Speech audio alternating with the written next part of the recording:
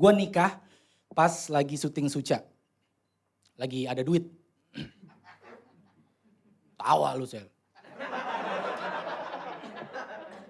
Lagi ada duit. Dan gue baru bisa nabung. Karena sebelumnya kayaknya kesalahan gue adalah, gue sebenarnya bukan gak punya duit. Gue punya duit tapi gue boros. Gue tuh dulu sering pijet. Gak usah sok pura-pura kaget. Gue pernah lihat sepatu lu nih. Di kolong. Orang mah lu bawa masuk aja ke dalam. Kayak gua.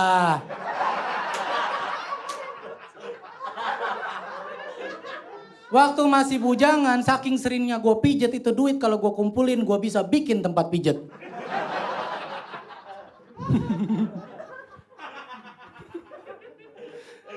Yang ketawa kayaknya pernah bareng tuh. Pernah waktu itu. Pernah gue kejadian lagi. Suca lagi jalan. Pijet gue. Daerah Gunung Sahari. Satu-satunya gunung yang panas. Nggak ada yang jual gemblong, nggak ada. Ada sih cuman rada lembekan dikit.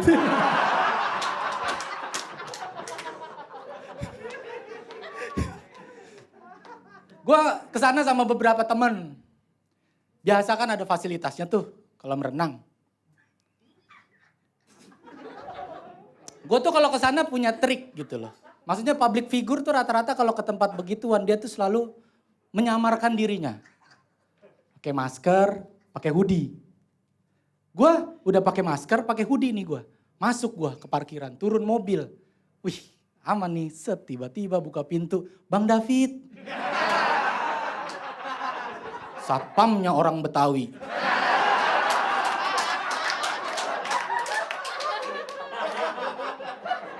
Gua lupa. Nah, biasanya dia kalau nyari satpam biasanya akarus akamsi, gua lupa. Gimana ya? Ya udah percuma dong orang satpam aja kenal. Gue masuk ke dalam udah lo gue buka aja tuh. Gue buka, gue berendam di kolamnya. Lagi berendam, set, berendam. Biasa gitu santai kayak mafia-mafia Hongkong gitu ya kan. Muka kan udah mendukung ya kan, sipit-sipit gimana gitu ya. Sering dipanggil Koko gue sama terapis. Beban tuh. Biasanya tipnya minimal cepek kalau dipanggil Koko. Emang berat banget punya muka begini ke tempat pijet, emang berat banget. Ngasih gocap kayak, Koko apaan lu gocap? Koko apaan?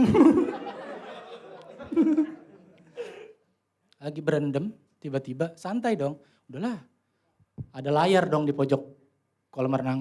Ada 4 tuh layarnya. Tadinya mati. Tiba-tiba kita lagi berendam sama beberapa teman-teman komik. Dia nyetel Suca.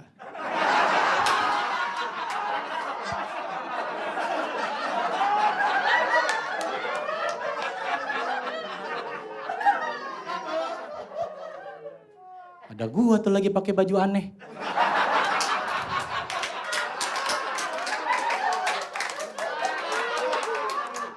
Aduh.